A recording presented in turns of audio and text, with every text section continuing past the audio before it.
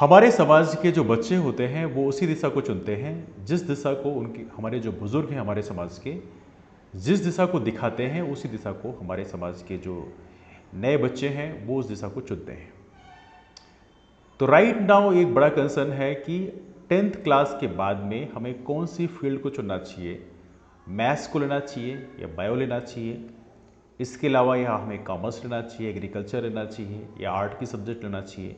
कौन सी एरिया में काफ़ी ज़्यादा स्कोप है, आज इसके बारे में डिस्कस करेंगे।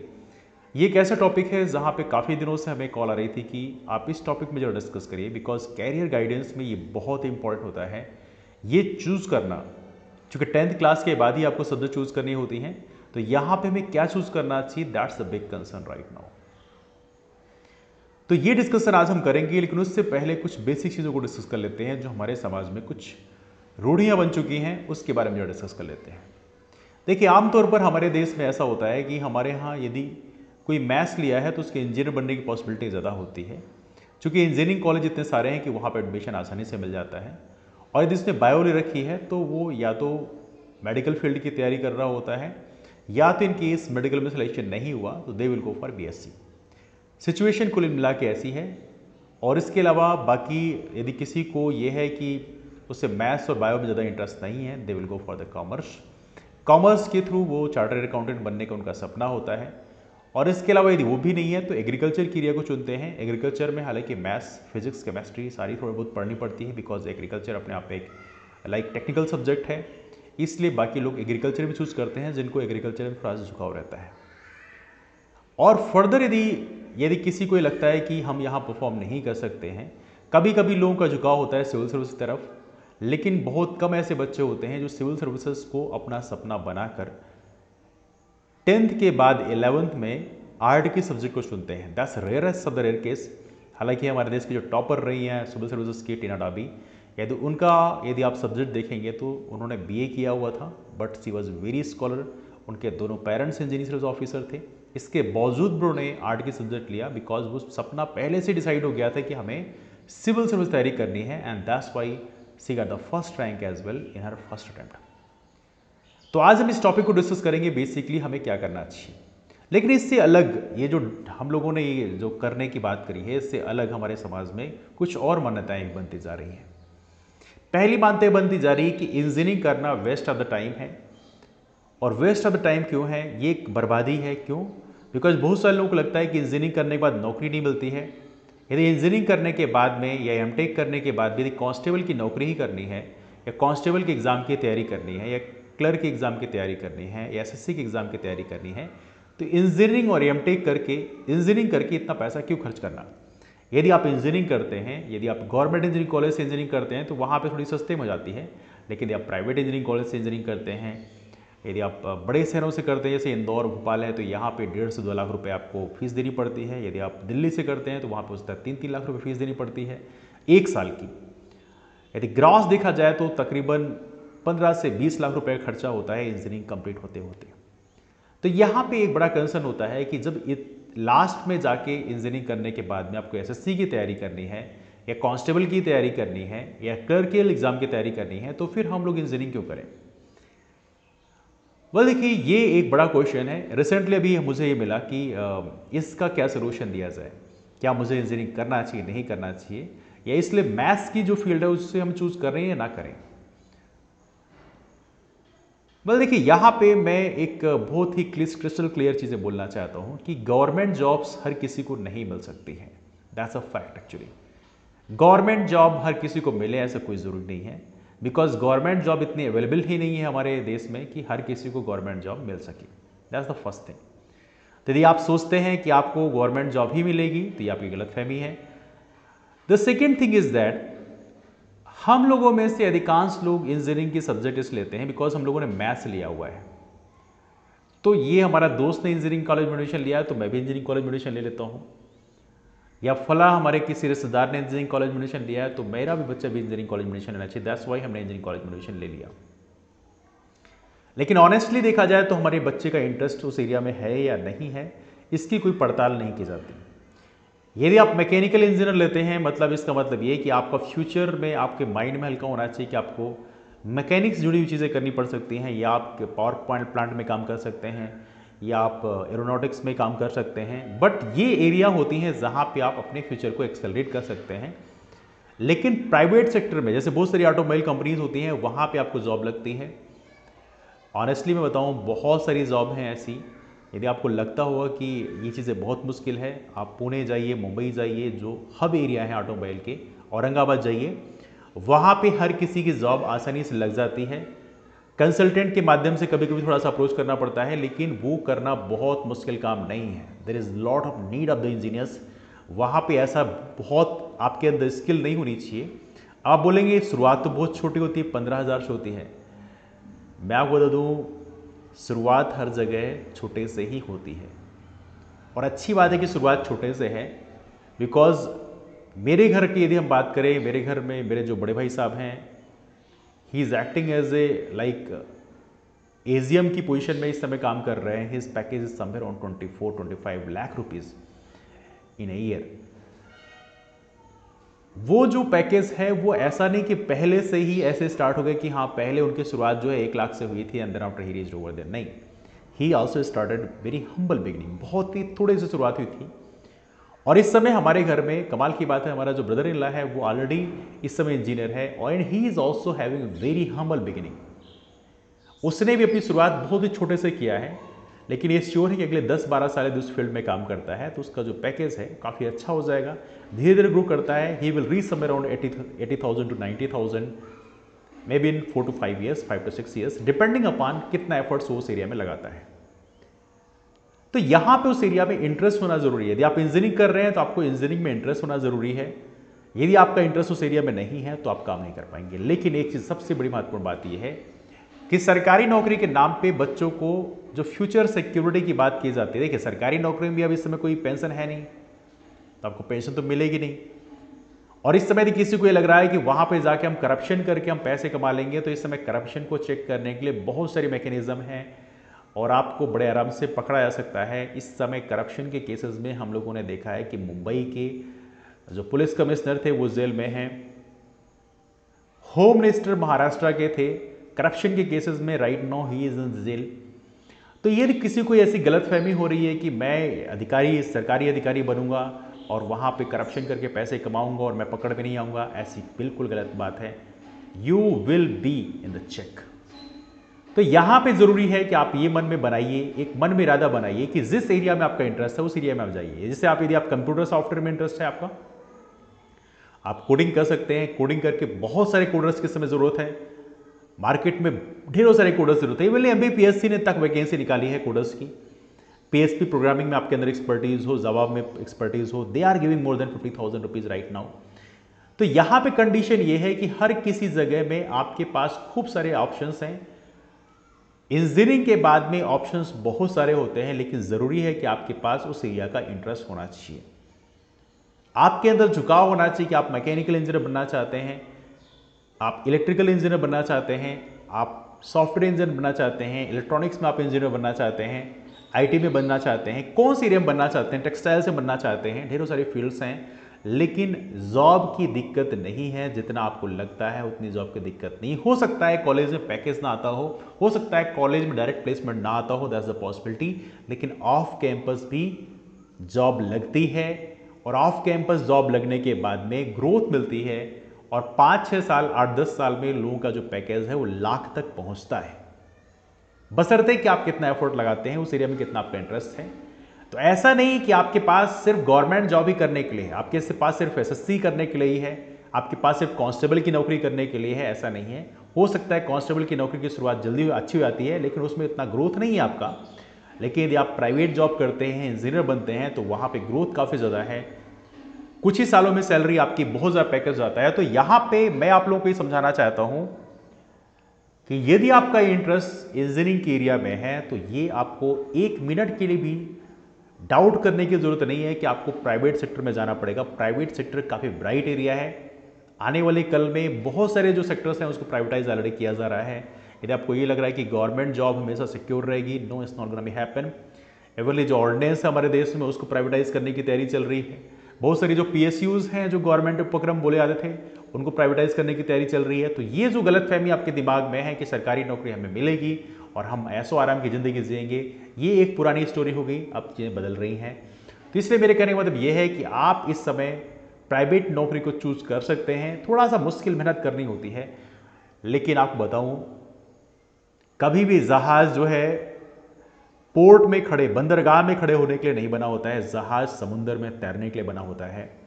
कभी भी अपने को या अपने बच्चों को, अपने आसपास के लोगों को कामचोर बनाने की जो हैबिट है वो मत पैदा करिए, बिकॉज ये बहुत ही टिपिकल चीज़ होती है। और यदि आपके अंदर ये बन गया कि नहीं मैं ये नहीं करूँगा क्योंकि यहाँ पे मेहनत ज़्यादा पड़ती है, ये नौकरी में ज़्यादा मेहनत है, जब मैं ट्रेनिंग बन के जाता हूँ तो वहाँ बहुत मेहनत करनी पड़ती है, वहाँ पे दिन में 12-15 घंटे काम करना पड़ता है, सैलरी बहुत कम मिलती है, मैं कैसे सर्वाइव करूँगा। मेहनत करने के आदत डालो, मेहनत करना बहुत ज़रूरी है। इंसान को मेहनत कस होना चाहिए, and that's the need of the hour. यदि आपको लगता है कि आप इंजीनियरिंग के एरिया में इंटरेस्ट है आपका, या फार्मेसी के एरिया में आपका इंटरेस्ट है, तो आप वहाँ भी जा सकते हैं। बहुत ही ज़्यादा ब्राइट फ्यूचर है, लोगों की बहुत ही ज़्यादा पैकेज हैं, people are earning a lot of money, लेकिन ज़रूरी है कि आपको उस फील्ड में इंटरेस्ट होना ज़रूरी है। मेडिकल फील्ड में देखें तो हमारे बहुत सारे फ्रेंड्स ऐसे हैं जो, वैसे तो मैं लोगों से MBBS से भी मिला हूँ, दे आर अनहैप्पी, उन्हें भी लग रहा है कि बहुत सारी क्लिनिक जो है शहरों में खुल गई है, तो अब नई क्लिनिक यदि खोलो तो वहाँ पे कोई नहीं आता है। They are also looking for government jobs. बहुत सारे हमारे फ्रेंड्स ऐसे हैं जो MBBS हैं, they are looking for the government medical officer post. ये काफ़ी अनफॉर्चुनेट है। तो यहाँ पे देखा जाए तो जो सेफ जोन है या जो रिलैक्स का जोन है, वहाँ से निकलकर आपको कंफर्ट जोन से बाहर निकल के एक जो चैलेंजिंग एरिया है वहाँ पे आपको चूज करना पड़ेगा। एंड प्राइवेट जो सेक्टर है उसमें आपको डेफिनेटली जाना चाहिए, उसमें कोई बुराई नहीं है। थोड़ा सा स्टार्टिंग में स्ट्रगल है, लेकिन बाद में वो चीज़ें ब्राइट होती हैं। यदि आप वहाँ पे थोड़े दिनों के लिए काम करते हैं तो बाद में आपको काफ़ी ज़्यादा ग्रोथ की पॉसिबिलिटीज़ होती हैं। तो कंफर्ट जोन से अपने आप को बाहर निकालना चाहिए। मेडिकल के एरिया में काफ़ी पॉसिबिलिटीज़ हैं। आप MBBS कर सकते हैं, आप डेंटल कर सकते हैं, आप BMS कर सकते हैं, आप BHMS कर सकते हैं, यूनानी कर सकते हैं, आप किसी भी एरिया में जा सकते हैं। आप फार्मेसी कर सकते हैं, फार्मेसी में बहुत ही ज़्यादा ब्राइट फ्यूचर है। वहाँ पे भी जो जॉब लगती है, जिनकी लगती है, वो बाद में बहुत ज़्यादा स्कोप होता है। लगभग 8 या 10 साल के बाद उनकी जो पैकेज होते हैं वो लाखों के आसपास होते हैं। तो कहीं ना कहीं यहाँ पे ज़रूरी है कि आपके अंदर जो ये एक एम्बिशन होना चाहिए कि हम जिस एरिया में जाएंगे वहाँ पे हम लोग पूरी मेहनत करेंगे। वहाँ पर ये नहीं कि बाद में शॉर्टकट लेने लग जाएंगे कि नहीं नहीं फिर मेरे को गवर्नमेंट जॉब की तैयारी करनी है, मुझे थोड़ा रिलैक्स की जॉब चाहिए, ऐसी जॉब चाहिए जहाँ पे मेहनत ना करनी पड़े, something like that. This is not good idea. यदि आपको लगता है कि ज़िंदगी में आप मेहनत कर सकें, आप जो पैसे आपको मिलते हैं उसकी आप कीमत अदा करने के लिए तैयार हैं, तो उस कंडीशन में आपको डेफिनेटली इंजीनियरिंग की फील्ड को चुनना चाहिए, मेडिकल की फील्ड को चुनना चाहिए, या जिस फील्ड को भी आप जाना चाहते हैं। आप मैथ्स ले सकते हैं, बायो ले सकते हैं। ये मन में ज़रा सा भी गलतफहमी मत पैदा करिए कि मैथ्स लेने के बाद, इंजीनियरिंग करने के बाद नौकरी नहीं मिलती। नौकरी बहुत सारी मिलती है, बहुत सारी प्लेंटी ऑफ द जॉब्स है, मार्केट में बहुत सारी जॉब्स है। बहुत सारे लोग सर्च करने कभी जाते ही नहीं। एक्चुअली स्टार्टिंग में सैलरी हर जगह कम मिलती है, ये चीज़ बिल्कुल मैं फैक्ट बता रहा हूँ। स्टार्टिंग में सैलरी हर जगह कम मिलती है, लेकिन एक टाइम पास होने के बाद में, जब आपके पास एक एडिक्वेट एक्सपीरियंस हो जाता है, तो उसके बाद में आपकी सैलरी बढ़िया हो जाती है। बशर्ते ये कि आपके अंदर ग्रो करने की टेंडेंसी होगी। हाँ, ये ज़रूर है कि लाइफ में कई बार ऐसे मौके आएंगे जब आपको लगेगा कि अब मेरे से कुछ नहीं हो रहा है, लेकिन तब भी आपको लगे रहना पड़ेगा। That's the need of the hour. यदि आप ये कर सकें तो इंजीनियरिंग की फील्ड, मेडिकल की फील्ड बहुत ब्राइट है, यहाँ पर बहुत ज़्यादा अर्निंग है, लोगों के पैकेज यहाँ पे लाखों में हैं। तो यहाँ पे आप डेफिनेटली इंजीनियरिंग और मेडिकल की फील्ड को चुन सकते हैं यदि आपको उसमें इंटरेस्ट है। बहुत सारे लोग हमारे फ्रेंड्स ऐसे हैं जो इंजीनियरिंग करने चले आते हैं लेकिन उनका इंटरेस्ट नहीं होता। तो कई बार तो ऐसा होता है कि उनकी इंजीनियरिंग की डिग्री कंप्लीट नहीं हो पाती है, किसी भी तरह से यदि कर ली है, तो they do not have any interest for mechanical engineering और सॉफ्टवेयर इंजीनियरिंग। जहां भी वो गए होते हैं तो उस कंडीशन में वहां पे वाकई मुश्किल हो जाती है। तो यहाँ पे ऐसे लोगों को मैं कहना चाहूँगा कि आपका यदि इंटरेस्ट उस एरिया में नहीं है, तो मार्केट की जो भीड़ है उधर जा रही है तो उधर आप मत जाइए। यदि आपका इंटरेस्ट बेसिकली आपको लॉ करने में है तो आप लॉ करिए। आपका जो भी इंटरेस्ट है 10th के बाद में, वो इंटरेस्ट को फाइंड आउट करिए। डरने की जरूरत नहीं है। बस आज का वीडियो डिस्कशन करने का जो पर्पस था वो यही था कि आपको डरने की जरूरत नहीं है कि इंजीनियरिंग के बाद आपको जॉब नहीं मिलती या मेडिकल के बाद जॉब नहीं मिलती। जॉब खूब सारी मिलती है, बशर्ते यह है कि आप मेहनत कितना करना चाहते हैं। इस पर डिपेंड करता है कि आपको जॉब कितनी मिलेगी। लॉ के फील्ड में बहुत सारी जॉब्स हैं, वहां से भी आपको जॉब मिल जाएगी। इसके अलावा यदि मैं बात करूं कॉमर्स यदि आप लेते हैं तो कॉमर्स में चार्टर्ड अकाउंटेंट का फ्यूचर काफ़ी ब्राइट है, वहां भी बहुत सारी जॉब रहती हैं। एग्रीकल्चर में भी फील्ड में जॉब है, हर एक फील्ड में जॉब है, लेकिन हाँ शुरुआत हर जगह से छोटे से ही होती है। हर जगह शुरुआत आपको छोटे से ही मिलेगी, लेकिन बाद में जब लगातार आप उस एरिया में काम करते जाएंगे तो आपको ग्रोथ मिलती जाएगी। तो यहां पे आपको ये मन में बना के रखना पड़ेगा कि जिस एरिया को आप चुन रहे हैं उस एरिया में आपका इंटरेस्ट है, वहां पे काम करने में आपको अच्छा लगता है। जैसे हमारे बहुत सारे फ्रेंड्स ऐसे मैं मिला जिन्हें अकाउंटिंग करने में बहुत अच्छा लगता है, दे लव डूइंग दिस, मुझे नहीं लगता, तो मैं उस फील्ड में रह नहीं सकता। मैं एक पेशे से वैसे देखें तो इंजीनियर हूं, बट बाद में मैंने टीचिंग के करियर को चुना बिकॉज इंजीनियरिंग की फील्ड में उतना इंटरेस्ट मेरा बचा नहीं था। ऐसा नहीं कि मेरे को इंजीनियरिंग आती नहीं है, I was pretty good with that one. बहुत सारे नेशनल लेवल के जो एग्जाम्स उसको मैंने क्लियर किया है, लेकिन basically I had no interest on that one, तो मैंने उस एरिया को शिफ्ट करके टीचिंग के एरिया में मैं चला गया। Right now I love teaching, teaching करना मेरा पैशन है, I love doing that one. जब कभी मैं टीचिंग करता हूँ मुझे कभी अंदर से नहीं लगता कि मैं बहुत मेहनत कर रहा हूँ। तो आप एक ऐसी एरिया को चुनो जहाँ पे आपको वाकई इंटरेस्ट है। यदि आप उस एरिया को चुनते हैं तो आपको वाकई काफ़ी मजा आएगा, लाइफ में आपको इंजॉयमेंट मिलेगा। तो ऐसी एरिया को चुनाव करना बहुत ज़रूरी है। तो 10th क्लास के बाद में यदि आपको मैथ्स लेना है तो आप मैथ्स लीजिए, बायो लेना है बायो लीजिए, आपको कॉमर्स लेना है कॉमर्स लीजिए, एग्रीकल्चर लेना है एग्रीकल्चर लीजिए, आर्ट के सब्जेक्ट लेना आर्ट लीजिए। आर्ट में भी काफ़ी सारा फ्यूचर है। आर्ट में भी देखा जाए तो वहाँ पे आप बाद में सिविल की तैयारी कर सकते हैं। बहुत सारे सिविल सर्विस के सब्जेक्ट होते हैं वो आर्ट के ही होते हैं बेसिकली, मोस्टली आर्ट के, क्या सारा ही आर्ट का ही होता है बेसिकली। बहुत सारे लोग ऐसे होते हैं जो इंजीनियरिंग करके ह्यूमैनिटीज़ के सब्जेक्ट लेके, आर्ट के सब्जेक्ट लेकर वो यूपीएससी क्लियर करते हैं। तो आप कोई भी एरिया चुन सकते हैं, लेकिन आपका उस एरिया में इंटरेस्ट होना ज़रूरी है। आपको उस तरफ का झुकाव होना चाहिए। जब भी आप उस तरह के लोगों से मिलते हैं तो आपको अंदर से लगना चाहिए कि हाँ ये मैं बनना चाहता हूँ, I want to work with that one.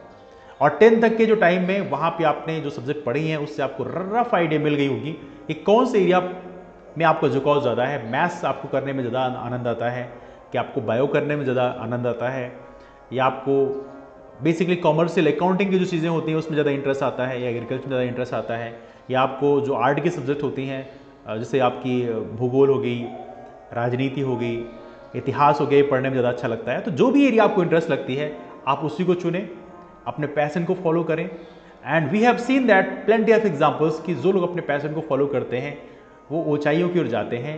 डरने की जरूरत नहीं है कि इसके बाद ये नहीं मिलता, इसके बाद वो नहीं मिलता। मैंने ढेरों सारे एग्जांपल्स देखे हैं, मैंने ढेरों सारे एग्जांपल आपको दिए भी हैं कि हर एक एरिया में फ्यूचर बहुत ब्राइट है। यहाँ पे तो लोगों को यूट्यूब में पैशन आता है, वहाँ से करोड़ रुपए कमा लेते हैं।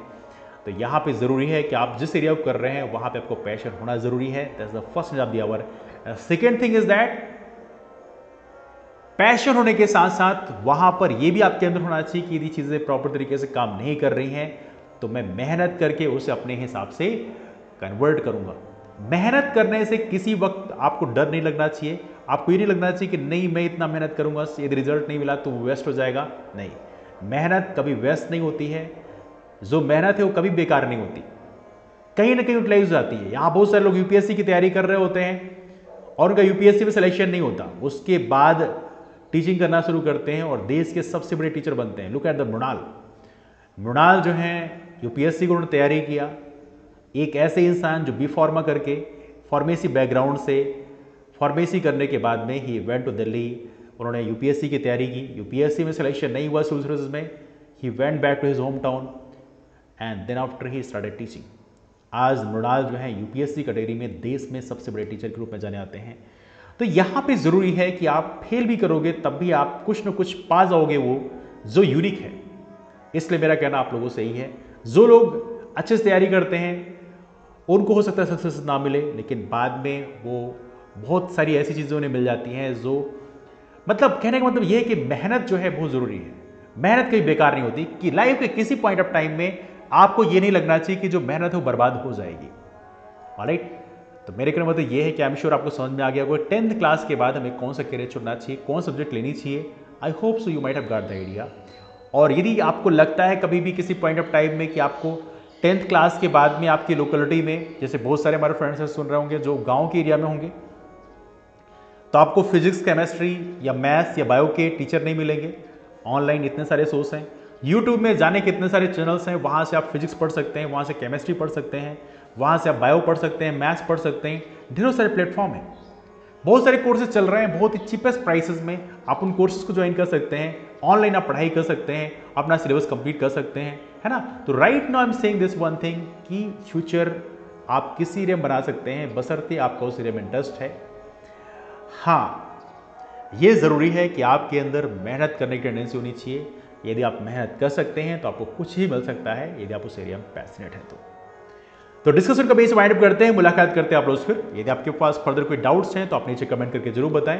अपने सभी दोस्तों को, पेरेंट्स को ये वीडियो जरूर शेयर करिए, at least they will get the idea.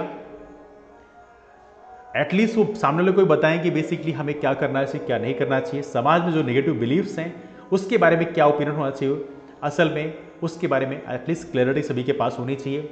Discussion को वहीं से वाइंड अप करते हैं, मुलाकात करते हैं फिर। तब तक के लिए bye bye, take care, have a wonderful day, keep up forward and take care, thanks so much.